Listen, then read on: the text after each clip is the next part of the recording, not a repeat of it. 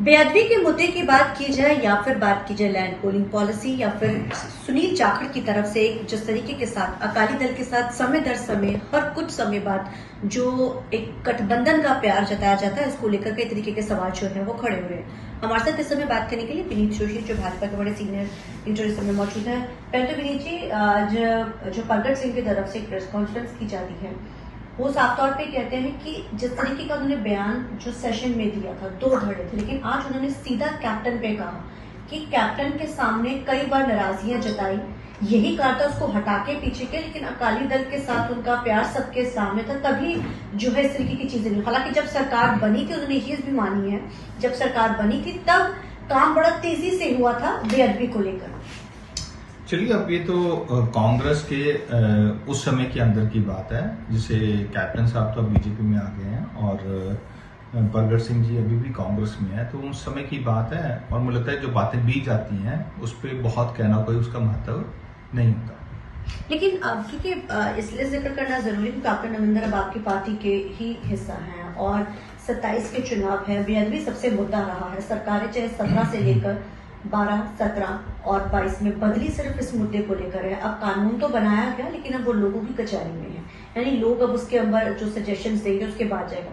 लेकिन ये मुद्दा समय दर समय उठता, वो अभी भी ये बात कहते नजर आए कि ये इस मुद्दे को लेकर कुछ भी चेंज हो, लेकिन आपको क्या लगता है कि 27 में ये मुद्दा फिर से उठेगा? देखो, 2017-22 की सरकार कांग्रेस की सरकार थी और मैं उसका पार्ट नहीं था, तो इसलिए उसका जब मैं पार्ट नहीं हूं तो उसके में क्या चलता था अंदर पार्टी में, उस पे सरकार में मैं टिप्पणी नहीं कर सकता।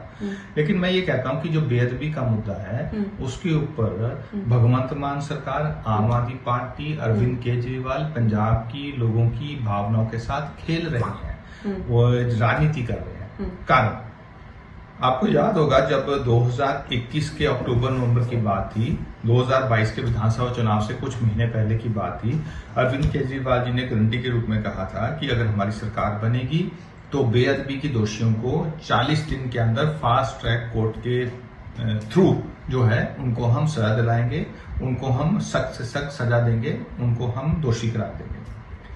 वो 40 दिन की बात की थी, तो 40 दिन तो 16 मार्च 2022 को इनकी ओथ हुई, 16 अप्रैल जो है 1 महीना 10 दिन, 26 अप्रैल 2022, तो 26 अप्रैल 2022 को उनके 40 दिन खत्म हो गए। अब तो सरकार के लगभग 3 साल 40 महीने हो चुके हैं। अब तो 40 महीने में क्या किया? सिर्फ बेअदबी के ऊपर एक कानून लेकर आए। भैया, ये जो बेअदबी के ऊपर आप कानून, सख्त सजा कानून लेकर आ रहे हैं, तो इस कानून का भी कई स्टेप्स हैं, केंद्र सरकार तक जाता है, ठीक है। लेकिन आप ये बताएं कि अगर ये कानून आपने बनाना भी था तो पहले असेंबली सेशन में सख्त कानून बनाने से आपको किसने रोका? लोगों का ध्यान भटकाना डाइवर्जनरी टैक्टिक्स है और कुछ नहीं है। बेअदबी के ऊपर आम आदमी पार्टी ने सियासत की है, लोगों की भावनाओं से खेला है और 2027 फरवरी की चुनावों के अंदर, वोटिंग के अंदर इनको इसकी कीमत चुकानी पड़ेगी।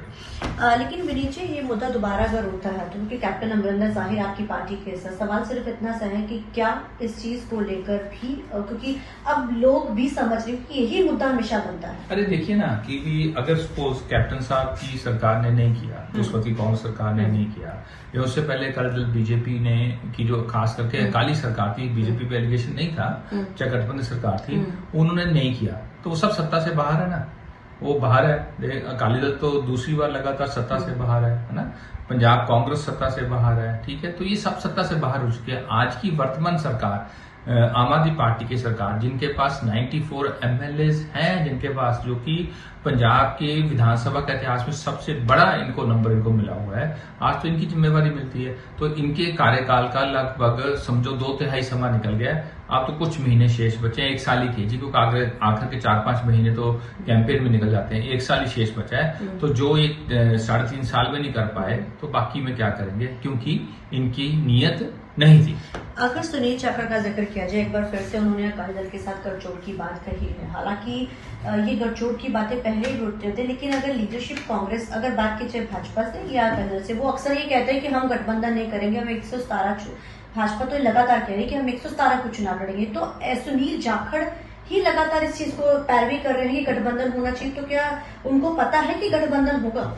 ऐसे की भी ये बात 2-3 बार जाखड़ साहब ने कही, और जाखड़ साहब ने इस पहली बार बहुत खुल के ढींढसा जी की श्रद्धांजलि सभा में कही, उन्होंने तब ये कहा था कि जैसे पंजाब के अंदर गरम ख्याली, जैसे अमृतपाल सिंह या वो दूसरा जो बेअंत सिंह के किलर के फैमिली से जुड़ा हुआ है, वो ये सब लोगों का राइज होना पंजाब में ऐसा शो करता है कि गरम ख्याली ताकतें बढ़ रही हैं। जो लोग खालिस्तान की बात करते हैं, पंजाब को तोड़ने की बात करते हैं, पंजाब को देश से अलग करने की बात करते हैं, इसका मतलब वो आतंकवाद का दौर पुराना वापस आ सकता है।